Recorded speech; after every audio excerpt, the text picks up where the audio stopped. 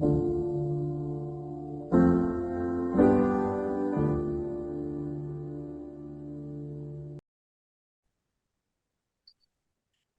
everyone, and welcome to another episode of the Compelling Conversations podcast. Today, I'm joined by my good friend Dan. Dan, thanks for being here. Yeah, yeah. Good. Glad to be here. Yeah, Dan, I wanted to Um, begin by asking, when you were broken, what fixes you? hmm, for the most part, friends, like hanging out with my friends, they're very supportive. Like I know when I had that situation with my parents not too long ago, I like told my friends about it and they're very supportive and yeah, it really did mean a lot to me there. And my sister, yeah, just like outreach to people close to you. Yeah, I remember hearing somewhere that like friends keep a person sane in some sense, or community in general, right? Family, friends, whatnot. Do you Mhm. see that reflected in your life? Yeah, yeah, no, definitely. I Yeah, feel like a lot of my like vocabulary, my mannerism, I pick up from like a lot from my friends and like sparsely from like family. yeah. That's interesting that you mentioned that because I mean, it is true that the people that you spend most time around, they do influence the way you are, the way you become. Have you had moments in your life where you had to gauge between like, oh, these people are right for me, and then these people aren't right for me? And how do you kind of gauge that sort of thing? Yeah. So I don't actually have like too many friends like throughout university and stuff, a handful of acquaintances at most, but like it was really like just like surface level, just like school and nothing else. They haven't like I never like hung out with them in like my personal life, you know? So like a lot of my like close friends I have were just like from high school still. And then not until like this semester, you and Nicole in particular, I was like, I feel like I can hang out with these guys. I can Yeah, vibe together very well. yeah, that's pretty cool. Yeah. I remember the first time I met you, you had a Hawaiian shirt on, and I asked you if you'd been to a particular temple in Hawaii where there was a statue of a wooden Buddha. And then we kind of Mhm. discussed like, what did the Buddha ever know that a wooden statue of his would be in a temple in Hawaii? Isn't that interesting? Like what, like a person can't imagine what is going to happen, right? Kind of like the way that Mhm. me and you met. Couldn't have ever imagined that would happen. I do think that's pretty Yeah, cool.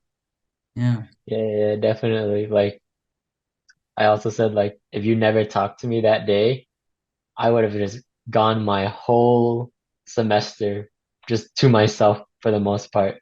Yeah. Does seclusion ever like rejuvenate you? Like, do you thrive in seclusion, do you think? Or like, what is like what does seclusion and then being in a community do for you? Yeah, yeah. I definitely say like I do a lot of both and like in seclusion, I I just kind of I handle it better than most I say. Like my alone time mm, is like very personal. Like that's when I just get to like wind down, just like watch some like anime or something. But yeah, but definitely I can't do it for like forever, you know. I don't think anyone can really. Humans are like social animals, you know. So we definitely need like others in our lives. So it's a fine balance, but um for me it's just like a relaxation thing. Yeah. And when you are in seclusion, what do you suppose is like the best thing that it does for you? Mm, the best thing, huh? For me, yeah, it just clears my mind of like stuff. It allows me to like think a lot of the time. No, that's why like shower thoughts is like a thing. I Yeah. have like I have like a lot of like my big brain ideas or whatever, or like my epiphanies in the shower, or Wow. like when I'm just like laying in bed, I'm just like overthinking about things. So, and yeah, so I'd say just for like clarity, or like of the mind, at least for me. That's cool. Yeah, I think it was Nietzsche, or it might have been Carl Jung. I honestly forgot, but they say something, or actually, it might not have even been either of them. But in any case, the saying goes something along the lines of like, whatever it is that you take into seclusion with you grows. So whether that's like, I don't know, like a heroic nature or like a beast of some kind, like it grows. So I think that's fascinating. And what about like when you're in like when you're with the community? What's the best thing that that does for you? Mm, at that point, it really depends on like the community, you know.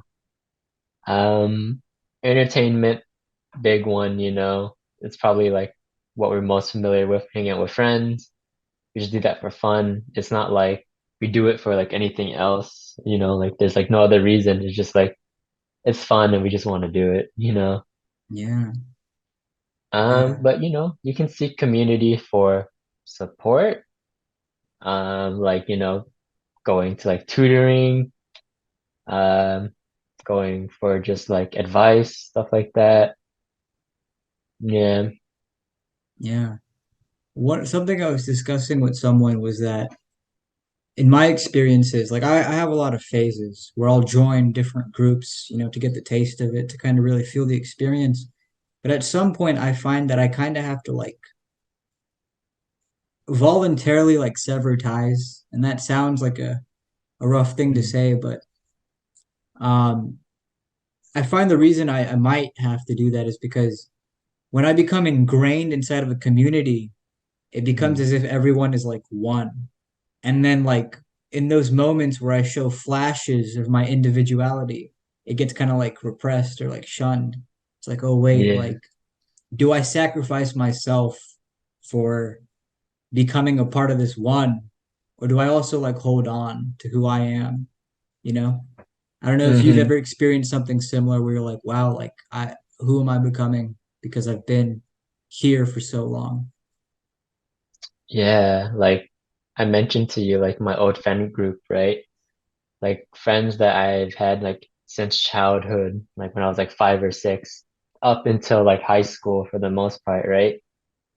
I they were like we were friends for a long time. We hung out all the time, played games together. But you know, like over time, their interests just like really deviated from me, and they were like all on board to doing drugs, you know, in particular, which I wasn't really interested in.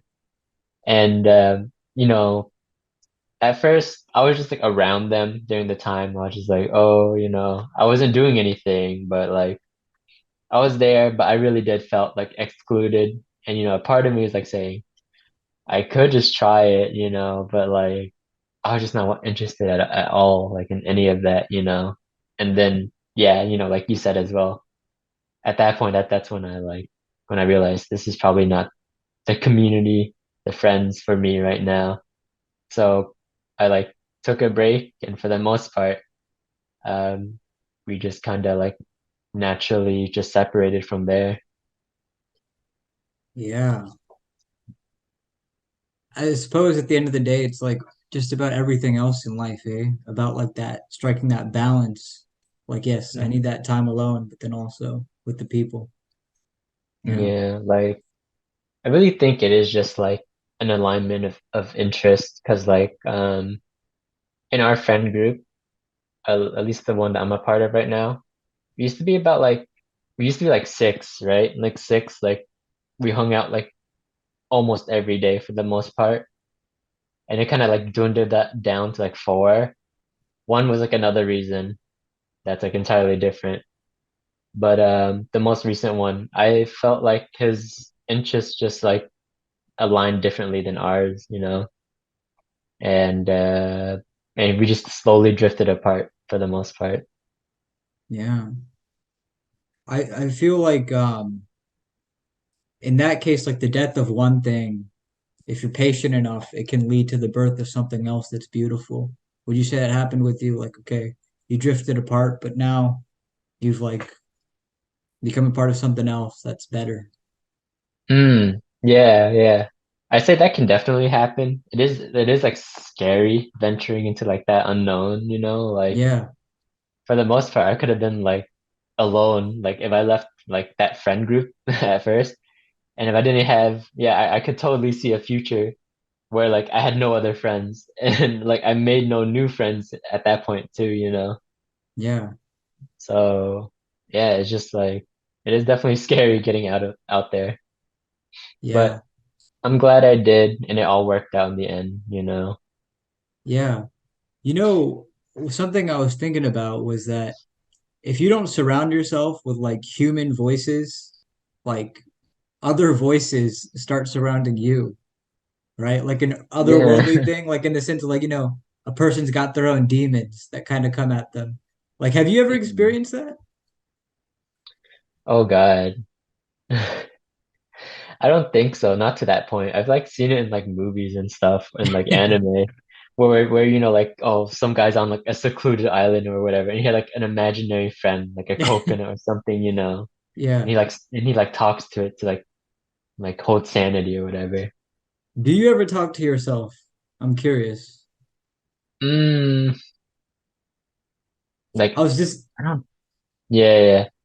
I don't think I've ever had, honestly. No. interesting. I was Oh talking wait. to some friend.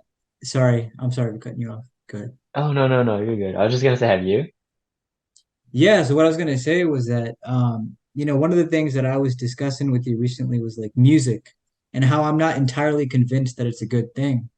And I Mm, was having like a similar discussion with a couple of other friends, like people from like different ends, like they don't even know each other, but like we're all just having that same conversation. And what they say to me is like, man, there's moments where I'm just driving, where I'm just like sitting or studying or whatever, and I just don't listen to anything. It's just silence in my ears, and I got my hands on the steering wheel, and I'm just driving. And they're like, those are things that are really necessary to kind of like feel sane in a way. And then I went on to ask them the question like, do you ever talk to yourselves? And like all of them said, yeah, yeah, we do. And like I can see that, like talking to yourself in a way is a sort of therapy. I know it's got this sort of like uh people sort of mock it as if like you might be crazy or something. And I'm not saying that mm, that's not possible. Like there are situations that very well could be related to that. But I feel like in a way it can be therapy because every human being on earth, I imagine, wants to be heard. And who will listen to you best but yourself? hmm. Yeah. Yeah. Mm. That is an interesting thought. Um, I don't think I've ever like hit that point of like I don't know what's the word, like rejection. Because I feel like there's definitely like a point where you have to, I guess, like go that far to have that I don't know if I'd call reaction. it rejection. And I don't know if I'd say Mm, it's like a reaction, like just me thinking out loud. I feel like it's hmm. more I don't know. I think at some point you observe so much that you just kind of like come to a realization as opposed to a reaction, in my opinion. Mm. Are you saying like there's just like so much like overwhelming information that you just have to like kind of clear everything out? I suppose I'm relating it more so to that statement that I was talking about, where it's like, who will listen to you best but yourself, type of a thing. Like I feel Hmm. like when people feel like they're not heard or they're not seen, I feel like that is when it's like, well, me, myself, and I, best friend type of a thing, you know? Yeah. Yeah. Okay. I can see that. Yeah. Yeah. Actually, you know what it could relate to is I believe it's Plato, might be Socrates, but they refer to a thing, like my daemona, like the higher self. And so like there are moments when like they're faced with like a choice or decision and it's like I will refer this to my daemona, like my higher self. And it's not Hmm. like an imaginary friend, but it's like the recognition that there's a higher self within me. I need to consult with that before I decide. Okay. Yeah. Okay, I get it. Would you consider that like a different personality or like person than you? Or is that just like a state of mentality, would you say? I don't think I'd use any of those words, but I think it's like I don't think it's a different personality. I think it's just like Mhm. yeah, I don't know what I would use to describe it, but I feel like it could relate to that thing I was telling you Hmm. about the appar- I don't know for sure if it's Miyamoto Musashi, but I do think it's him who said like don't speak bad about yourself because the little samurai inside of you hears. Yeah. So I feel like it's related to that, you know? Hmm. Okay. Because when you said Yeah. like the Demona thing, I was like thinking like it's like it's either like a different like personality or like what you envision yourself like the best of you, the best that you can be, Yeah. or just like a regular like state of mentality being like, oh, I'm in like a bad mood. I don't feel good today. Yeah. Um, I'll study maybe tomorrow when I'm like feeling better, stuff like that. Yeah. Well, going back to that like little warrior thing, would you Hmm. consider that a different personality or a state of mentality? Mm, for me, when I hear that, I think more like mentality because Mm. like, if you keep if you keep like speaking ill of yourself, you slowly start to believe it, just because you reinforced it so much that like it just became reality without you like knowing it sometimes. So Yeah. to me, when I hear that, I think of like it's a mentality thing.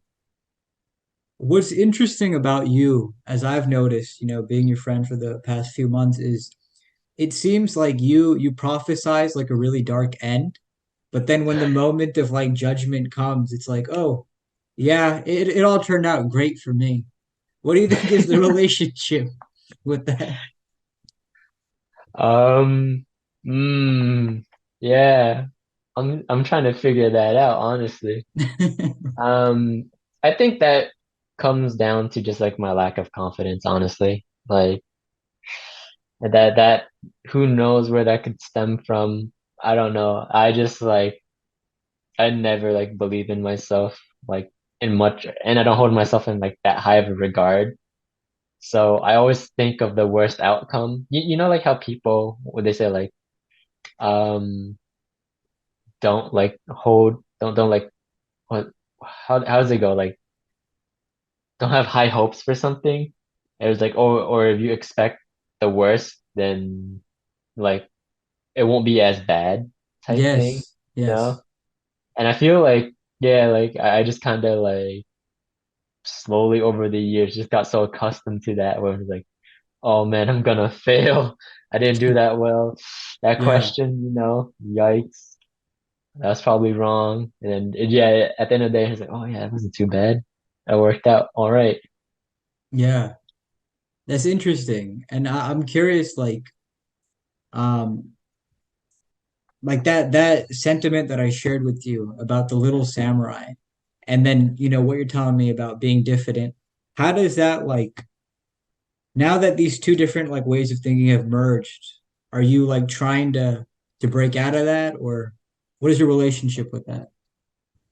Yeah, I do like slowly like notice it like throughout the semester. Um, well, you know me how I am. I'm just like, oh man, I'm gonna fail this upcoming test, and then like I slowly like catch myself like, wait, Omar told me this, and he told me this saying, like, all right, I got this, it's not too bad, but it is something I just gotta do over time, I'd say.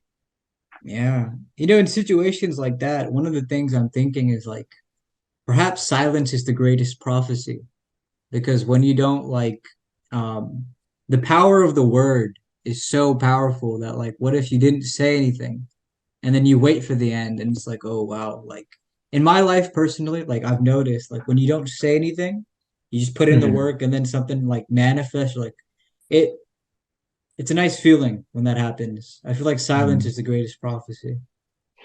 Yeah, that's definitely hard to at least like having like your mind, like Yeah, because human, I feel yeah, because like I feel like you can't really like radio silence like your mind like that, like after you like get out of a test, you are probably like evaluating like how you did, right? It's not like you're just like not thinking about it at all. Maybe some people can do it, but at least for me, it's always on my mind, like when I oh, leave like the testing center, I'm just like, how did I do? I don't think I yeah, did that great. Or like, oh man, I killed it. Very yeah. rare that happens. So like But, with all of this, I'm curious, what is your relationship like with letting go of things? ooh, in what ways? And what things?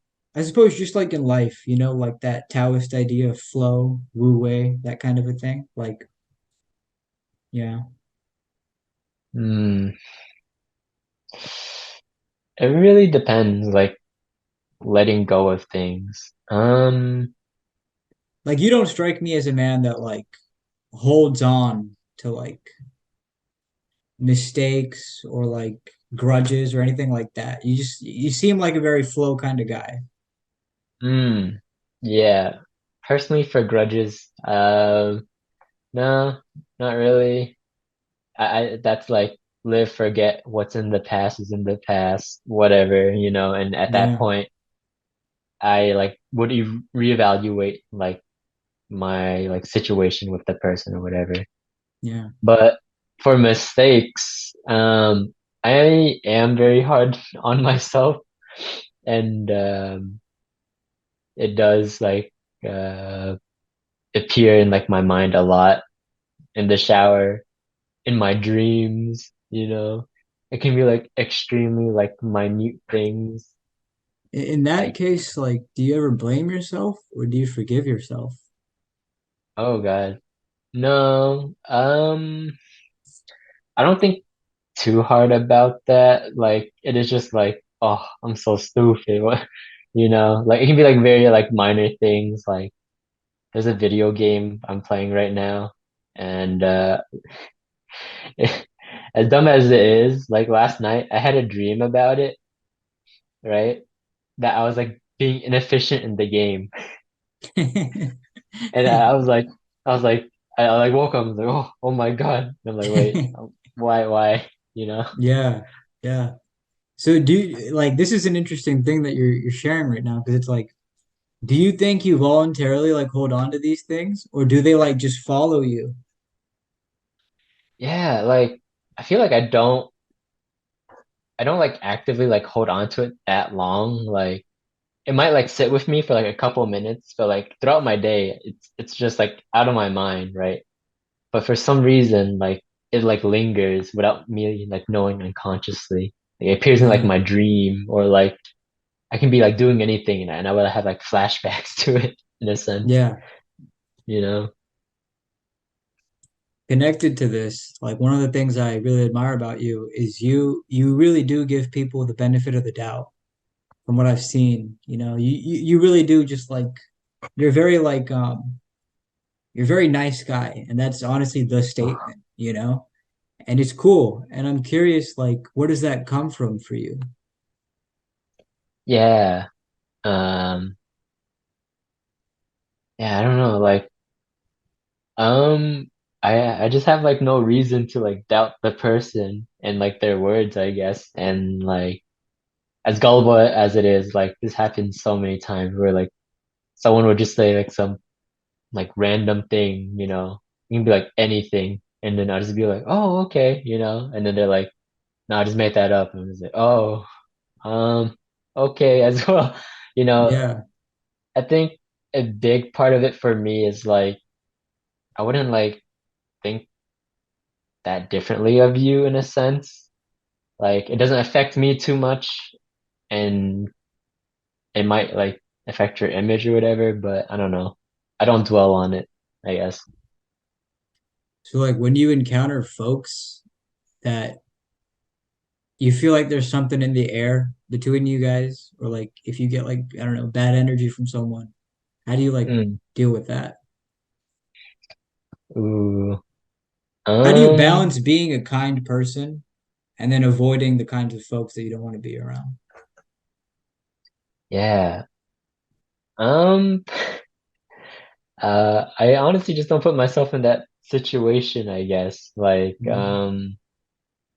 I am a recluse. I don't do much outside Yeah, of like just going to school, go home. So I'm not quite often enough in that situation to like give you a good answer for that. yeah. That's cool. I was just curious. How about for Um, you then? What would you how about say? for me? What? How do you differentiate like the vibe you get from people, I guess? And how do you get out of those situations? It used to bother me a lot, because like I like to be a friendly person, right? I like to be like kind and outgoing generally. And it would bother me sometimes when I'd meet folks and it's like, in spite of my best attempts, it just doesn't work, you know? Mm, And in my adolescence, I kind of had to like learn that. And now that I'm here, like I feel like I have a better radar, like detecting it, I suppose, like, oh yeah, like the vibes just hmm aren't there type of a thing. Um, one of the ways that like I kind of like deal with it, I suppose, is um like in the Muslim tradition, there's an idea that like when there was Adam, like all souls met before like we came to Earth, right? And like some hmm folks were like with one particular group, and then other folks were like with other people, and that's just how everybody was spread out. And so like there's some people we believe where it's like you meet them and you're like you just click, you vibe, everything's great. And then there's other people where they might not be bad people or anything, but the connection just isn't there no matter what you do, you know? hmm And so like when my aunt shared that story with me, I was like, like it's okay. Like if I meet people, no matter how much I might want to connect with them and it doesn't work, it's kind of like out of my hmm hands. Like it's just how we are Yeah, by nature, So just kind of yeah, you like know, smile and move on, that kind of a yeah, thing. you know, that relationships are like a two-player game. It's a relationship involving two people. So if one person doesn't want to put in the effort, whatever, it's just never gonna work out. Yeah. And then it's also Mm. like something that one of my friends had shared with me was this idea of like waves and trows. And I was Okay. just thinking, we're talking about mermaids, and he's like talking about waves and trows. And I don't know, like in just that moment that he was sharing that with me, I was thinking about human beings. And it's like sometimes you like run into people, right? Your friends, acquaintances, and like you're talking and having a great time, and it's like you both are riding the wave, you know? And then like Okay. you two might like run into each other at another time, and like the vibe is just off. Like it's just off. They let you down or you let them down, and you're just experiencing a trope. But like that's just how it is in human life with family and friends and everybody you meet. Like there's waves and there's trows. Like we all like, Mhm. bring each other up, and then we can also like let each other down, and that's just the human experience, I suppose. Yeah, yeah. No, Yeah. definitely. And I suppose that ties into like being more empathetic and forgiving to people, even if it might be difficult. hmm Yeah. Oh man. That's a whole other can of worms. Mm. Like Why do you say that?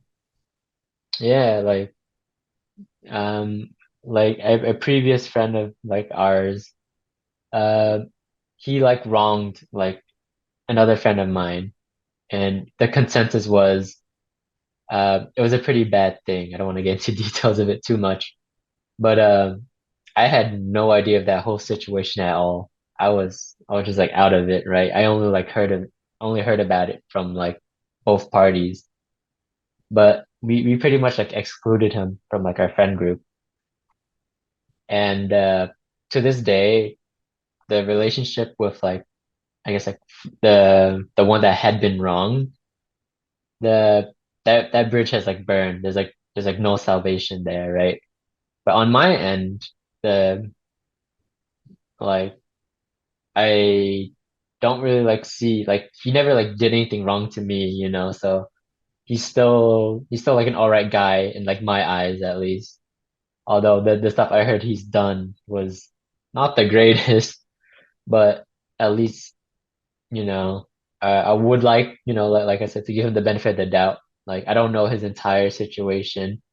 He's only explained it to me briefly, but he was in like a rough state at that time. Mm. But yeah, so how did this even come about? What were we talking about We were before? discussing waves and trows and how, everybody's got their Mm, ups and downs, and that through that we should be perhaps more empathetic and forgiving of each other for the flaws mm, that we all carry.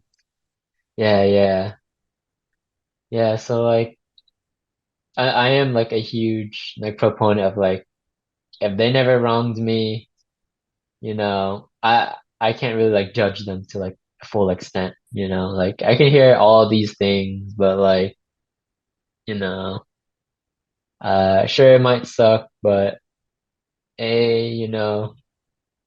it's fine, Yeah, I guess. yeah, yeah. The human experience. There's just I don't suppose you can ever say enough about it, huh? Just too much to take in.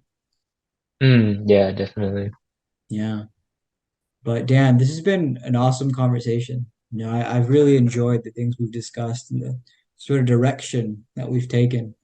I'm curious, Hmm. did you have any closing thoughts? Anything that you felt like you wanted to say we didn't get a chance to, or anything on your mind that you wanted to discuss? Oh God, not on top of my head, but I definitely hope, could hang out some more, have more of these type of conversation. Uh, but yeah, hopefully it goes smoother. Because in my opinion, I was just like spouting like just random nonsense. No, no, you said some great things, and it's been really cool. And I suppose like what one last thing that I wanted to discuss with you was about that one poem that I had written, and just that I just wanted to dissect that your thoughts on that. Let me just pull it up real Okay. quick. So the poem is called "Fate of the Khans." Few Mm, are born to be Temujin, some are born to be Yesuge, and most are neither. So this poem, from my perspective, it was written in the sense that few people are born to be like Genghis Khan, people that kind of like leave a mark onto history. mm, Some are born to be Yesuge, who is Genghis Khan's father, the people that plant the seeds, right? And then most are neither. So we had an interesting discussion about this poem, and I'm just really curious to hear anything you have to say about it. yeah, yeah. Like, and when I first told you that, I think you like put it in pretty much like the perfect word. Like, you are really like all three, you're either neither Genghis Khan and like his father, and depending on like your situation or environment that you're like placed in, one can feel more prominent than the other, because like yeah, for me at least, it was a mentality thing where like when I was hanging out with you guys, like tutoring and stuff like that, I felt really good. I guess at that point, I would say I felt like Genghis Khan, like father. I'm like slowly like sowing the seeds of like organic chemistry knowledge to you guys. And at the same time, I felt like, like proud and like big. I was like, oh man, maybe I am actually really smart, maybe I'm doing something. But when I immediately got home, that dichotomy, it just came right down the middle. And then I felt like neither, just like I'm just here like anyone else, just living my life day by day, no importance or significance. Yeah, I really love that perspective because I never would have imagined that we are all three until I had that discussion with you. And it's so cool because that's how art operates. You know, it's like you never know. You never know. So it's really cool. Appreciate you sharing that perspective, Dan. Yeah, no But problem. yeah. But again, this has been a wonderful conversation. Thanks so much for being here and Hmm. hope to talk to you again soon, yeah? Yeah, yeah, for sure. All right. Well, take care, my friend. Yeah, take care. Thanks. Hmm.